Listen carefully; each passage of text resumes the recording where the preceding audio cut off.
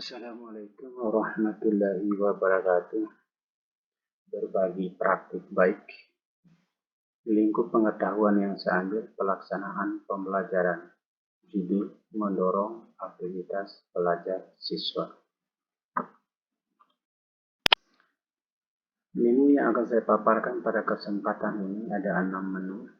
Yang pertama identitas, yang kedua tujuan berbagi praktik baik, yang ketiga praktik baik, yang keempat rangkuman, yang kelima refleksi, dan yang terakhir referensi.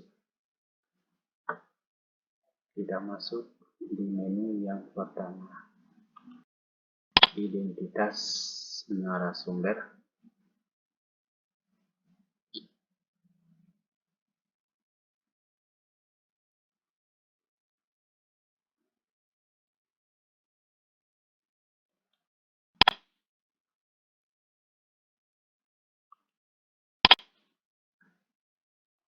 Tujuan berbagi praktik baik.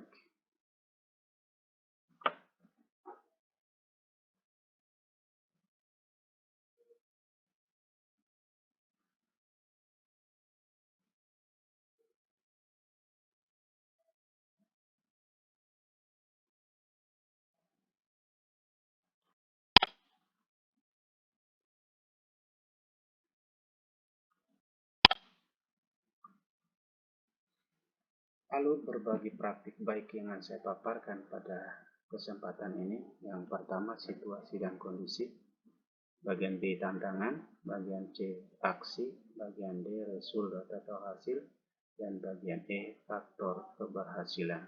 Kita masuk dengan alur berbagi praktik baik yang pertama. Situasi dan kondisi. Pada SMA kelas 11 kurikulum merdeka ada mata pelajaran IPA Fisika. Mata pelajaran ini jika pelaksanaan pembelajaran di jam akhir atau di atas jam 10, maka siswa yang malas, ngantuk, loyo, lemas, gelisah, walaupun model belajarnya berupa diskusi. Pada akhirnya siswa tidak fokus pada materi ajar yang disampaikan oleh guru.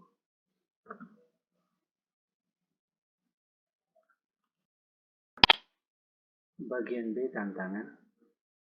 Dari situasi dan kondisi yang saya paparkan tadi, muncul tantangan bahwa bagaimana membangkitkan atau bagaimana mendorong semangat atau bagaimana mendorong aktivitas siswa saat belajar walaupun di jam-jam akhir pembelajaran.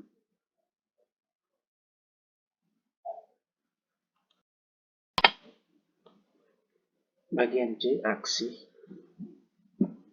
Aksi yang pertama mengecek prasarana belajar dan membentuk posisi duduk siswa.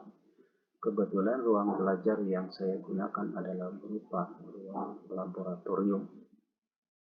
Jadi aksi pertama yang saya lakukan pada paparan ini adalah mengecek prasarana belajar,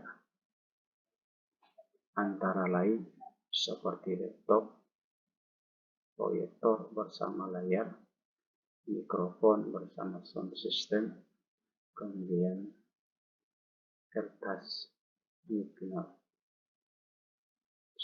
note. Aksi yang kedua mendengarkan cerita salah seorang wakil kelompok menggunakan mikrofon, cerita yang berhubungan dengan materi. Setelah prasarana belajar dan membentuk posisi duduk siswa berupa lingkaran secara berkelompok, maka kita berdialog dengan siswa yang berkaitan dengan materi. Dari dialog tadi, kita mengundang salah satu perwakilan kelompok mendengarkan cerita menggunakan mikrofon. Cerita yang dialami oleh pengalaman yang dialami oleh siswa atau cerita pengalaman siswa yang berhubungan dengan materi. Aksi yang ketiga adalah memaparkan materi seperti biasa melalui tayangan proyektor. Aksi berikutnya adalah memberikan pertanyaan kepada kelompok dan setiap kelompok memberi jawaban yang ditulis pada kertas sticky note, kemudian ditempel pada tempat yang telah disiapkan. Aksi yang terakhir sambil membahas dan mengundang wakil kelompok siswa lainnya untuk membacakan yang telah ditulis di kertas sticky note menggunakan mikrofon.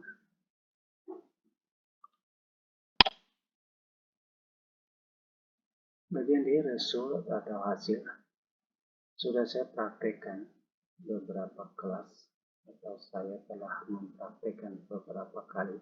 Hasilnya sangat signifikan pada aktivitas siswa sehingga metode ini sangat efektif untuk dipraktekkan.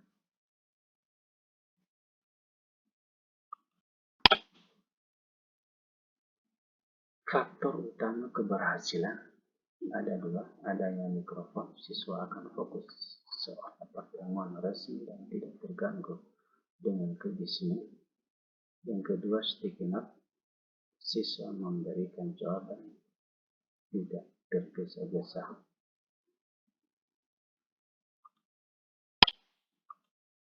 Kita pindah ke rangkuman, ada dua rangkuman. Yang pertama, jika kita melihat fenomena pembelajaran yang tidak sesuai, maka perlu mencarikan solusi. Yang kedua, setelah menemukan solusi berbagai praktik, baiklah teman-teman. Refleksi, sedikit refleksi. Apa yang menjadi faktor utama dalam keberhasilan modul yang saya paparkan?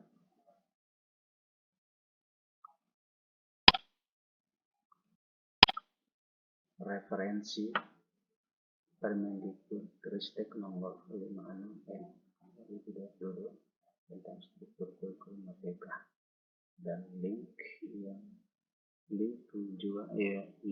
tentang tujuan pembelajaran fisika SMA kurikulum merdeka.